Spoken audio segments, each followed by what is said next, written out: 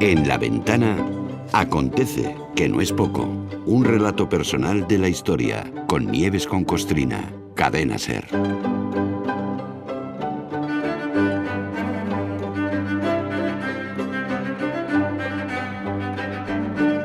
Nieves con Costrina, buenas tardes. Hola, Marta del Vado, buenas tardes. Hoy es semana de Navidad, pero también tenemos Acontece. Hombre, Esto no faltamos ni un solo día, vamos. Esta máquina no para. Hoy tenemos además una historia que a mí me ha resultado muy curiosa. Mezcla, bueno, por decir algo, la ocupación francesa o los tira y afloja de los Napoleón con la desinformación del pueblo español. Totalmente. Hoy toca un asunto napoleónico que, bueno, por circunstancias de fechas y tal no podía contarlo, pero es una cosa que corresponde a primeros de diciembre y es un asunto napoleónico con el que cualquier español con seso diría: pero, de verdad, ¿por qué demonios echamos al ilustrado Bonaparte, a José I Bonaparte, para traer al Mastuerzo Borbón? Estamos hablando del 4 de diciembre de 1808. Ese día, cuando Napoleón ya había consumado la invasión de España, ojo, gracias a que los Borbones le abrieron la puerta para que entrara sin esfuerzo, Napoleón firmó a las puertas de Madrid los famosos decretos de Chamartín. Chamartín, yo a lo mío, antes de ser una estación fue un pueblo. Sí. Chamartín de la Rosa se llamaba. Y ahí es donde se instaló Napoleón para dejar todo organizado y dejar mosqueado a su hermano José antes de tomar camino de Galicia, digo Napoleón, porque tenía que ir, como siempre este hombre siempre andaba con prisas, tuvo que salir zumbando para Galicia para pegarse con los británicos, pero es que también tuvo que alterar el plan porque tenía tal follón sin resolver con los austriacos, los rusos y los turcos que tampoco pudo llegar a... En fin, que este hombre tenía mucha plancha por Europa. Este asunto de los decretos de Chamartín tiene muchas lecturas. Y yo diría que hasta mucha guasa. No te puedes creer hasta dónde eran cazurros los españoles y se demuestra hasta dónde es peligrosa la desinformación. Sobre todo porque sus víctimas son siempre los desinformados.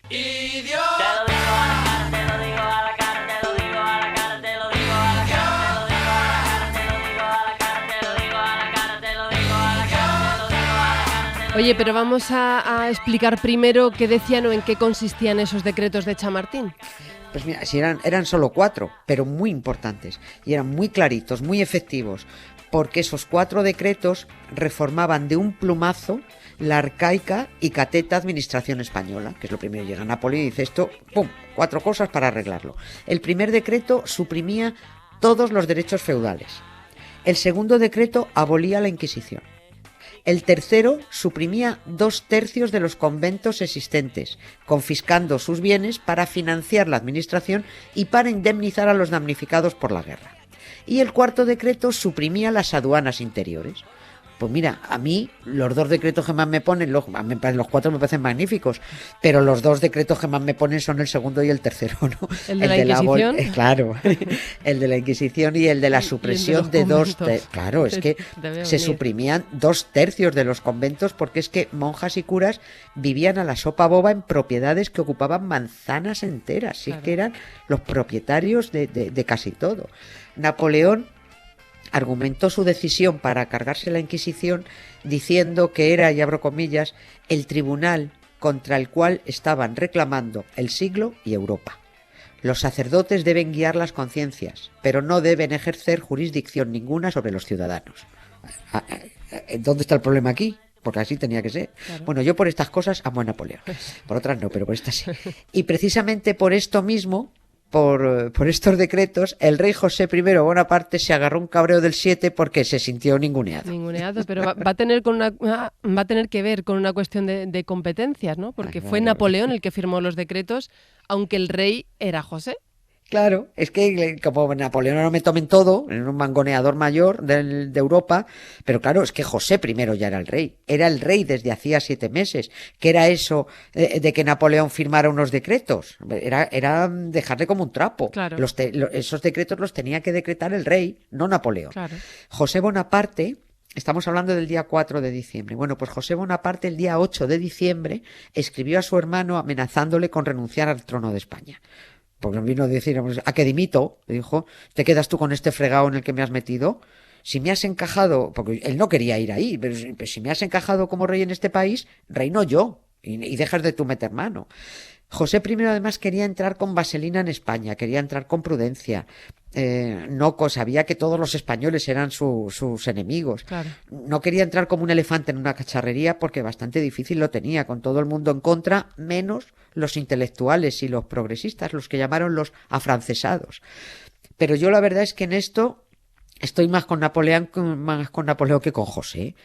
¿Por qué? Tal y como estaba España, atrasada, aislada de la Ilustración europea, agobiada por la religión, sin cultura, con una administración rancia, unas instituciones casposas, yo creo había que tomar medidas contundentes, o sea, con decisión y sin más dilatación y a su hora, como dicen en la UBIDES, como en la UBIDES ayer es la fuente, ¿no? Míranos a nosotros con la transición poquito a poco. Bueno, sin armar mucho ruido, pues todavía estamos en ello y en 50 años, tan poquito a poco, ha dado tiempo a que se recoloquen los malos y ahí estamos. Aquella bronca entre los hermanos Bonaparte no pasó a mayores, se calmó la cosa y ya está. El rey José I hizo suyos los decretos y bueno, se empezaron a aplicar.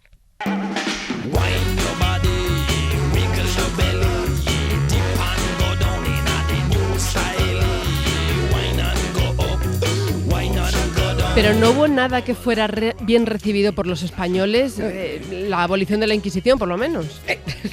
No, hija, no. Es que, a ver, en este país, y lo seguimos comprobando, hay mucha gente dispuesta a votar al meteorito. Ya. Somos así. La mayoría de los españoles de principios del 19 prefirieron a un Borbón represor que mantener a un rey ilustrado. Y en Valencia prefirieron un torero antes que un bombero. Y esto lo tenemos mucho más reciente. A eso me refería con que los desinformados son las primeras víctimas de su propia desinformación. Y lo que ocurrió con el decreto de la abolición de la Inquisición fue, iba a decir un poco loco, pero me parece una cosa absolutamente desquiciada. Y me explico. De entrada, puesto que esos decretos los había aprobado Napoleón, aunque fueran beneficiosos para el país y sobre todo para los ciudadanos, que iban a ser los principales beneficiados. Bueno, pues solo por el hecho de que los hubiera decretado Napoleón había que posicionarse en contra. Los españoles de entonces eran como, yo qué sé, como Feijóo y el PP. Hay que subir las pensiones, el PP vota en contra, si lo propone otro. Y los pensionistas también. Los españoles no supieron o no quisieron ver los beneficios de no tener en el cogote a la Inquisición. Queremos que nos acusen, que nos encierren, que nos humillen. Yo qué sé, debió pasarles eso por la cabeza. Porque el caso es que la Inquisición, debido a este guantazo de Napoleón con la mano abierta, ganó cierta popularidad entre la plebe al ser eso, víctima de Napoleón, al que había que odiar hiciera lo que hiciera. Por eso te digo que no les pareció muy bien lo de la Inquisición. Incluso por lo que hacía bien había que odiar a Napoleón. Esos españoles que simpatizaron con la Inquisición, porque pobrecita se la había cargado Napoleón, ni siquiera se habían enterado de que durante los sucesos de mayo de 1808 esa misma Inquisición se había posicionado del lado de los franceses y contra los alborotadores madrileños. ¿Qué dices? Alucinante, sí. Es que sí. es muy difícil de entender, ¿no? Que la Inquisición apoyara a los franceses mientras esos mismos franceses estaban fusilando a los madrileños y ocupando, invadiendo el país. ¿Eso cómo se entiende? No, eso no se entiende de ninguna manera. La abolición de la Inquisición solo fue bien recibida por los ilustrados, por los que estaban deseando que triunfara la invasión napoleónica y empezara a entrar luz debajo de la boina. Pero esas gentes intelectuales, cultas, bueno, pues ya sabes, fueron tachadas de estos son los afrancesados, los traidores. Si leemos la circular, que el 6 de mayo de 1808, los sucesos del 2 de mayo, sabemos, fueron el 2 y el 3 y 4, a fusilar madrileños como locos. Bueno, pues la circular del 6 de mayo de 1808 del Consejo Supremo de la Inquisición, que envió a todos los tribunales provinciales de España, bueno, en cuanto la leamos alguien habrá que diga que es mentira, que no es posible. Pues la voy a leer. Las fatales resultas que se han experimentado en esta corte el día 2 del corriente por el alboroto del bajo pueblo contra las tropas del emperador de los franceses hacen necesaria la vigilancia más activa y esmerada de todas las autoridades y cuerpos respetables de la nación para evitar que se repitan iguales excesos y mantener en todos los pueblos la tranquilidad y el sosiego, no menos que la hospitalidad y atención debida a los oficiales y soldados de una nación amiga, que a ninguno ofende. Esto es de la circular de la Inquisición del 6 de mayo. Chupa del frasco Carrasco. Eso era la Iglesia. Ni una sola mención a los cientos de ciudadanos fusilados. Para la Inquisición, los franceses eran amigos, y cuando los franceses suprimen la Inquisición, los pollinos de los españoles van y se mosquean. Ahí los tienes. Esto tiene otro nombre aparte de, como diría un amigo mío, que eso lo dice mucho, dice, estos son tontos de la pichota, ¿no? Pues eso lo dice. Pues éramos tontos de la pichota o eran ellos. Pero es que suma y sigue, porque los obispos, a su vez, siguiendo la orden de la Suprema Inquisición, los obispos a su vez publicaron cartas pastorales con instrucciones a los curas de sus diócesis. Les dijeron con esas cartas pastorales lo que tenían que hacer. Y uno de los más apasionados, uno de los obispos más apasionados fue el obispo de San Ildefonso, que se llamaba Félix Amat, y que dijo en su pastoral: Dios es quien ha dado al gran Napoleón el singular talento y fuerza que le constituyen en árbitro de Europa. Dios es quien ha puesto en sus manos los destinos de España. ¡Hala! ¿Qué me dices?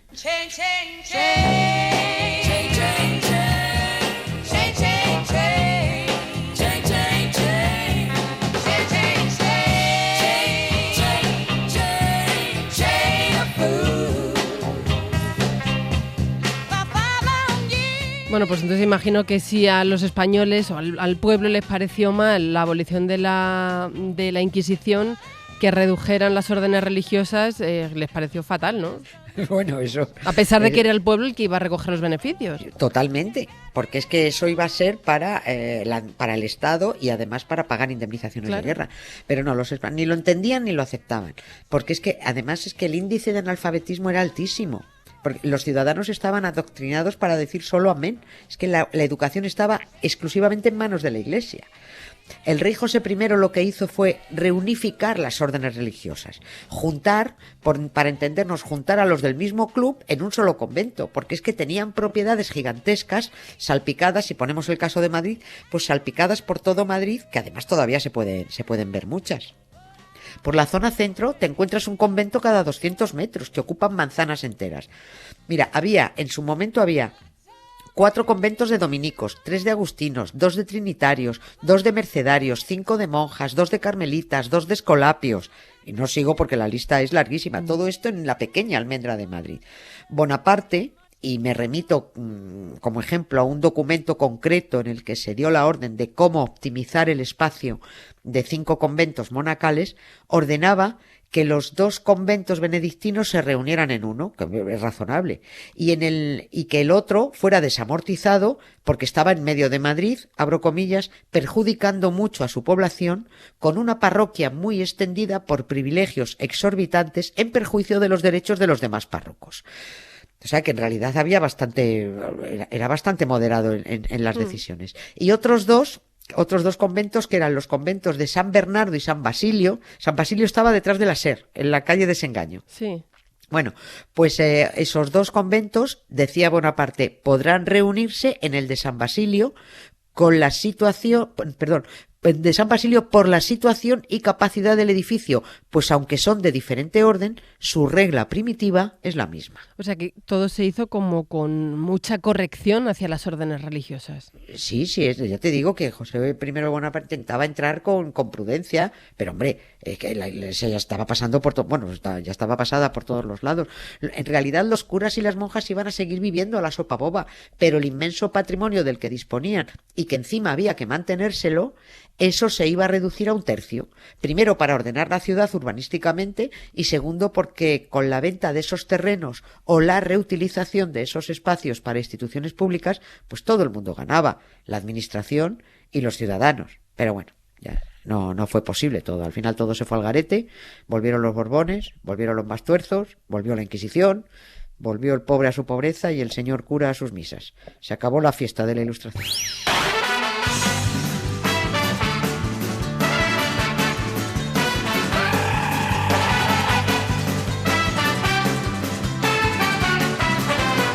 La desinformación que nos viene de lejos. Nieves, gracias. Mañana más, ¿eh? Mañana 24 más. Mañana mucho más. Un Muchísimas beso. gracias, Marta. Un beso, chao.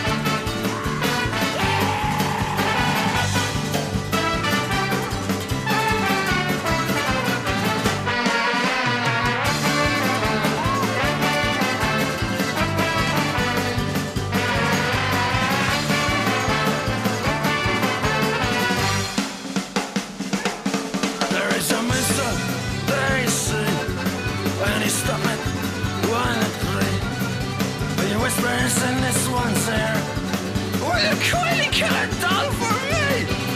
There is one Geshona in the bingo. All he turns why she's crazy crinkle.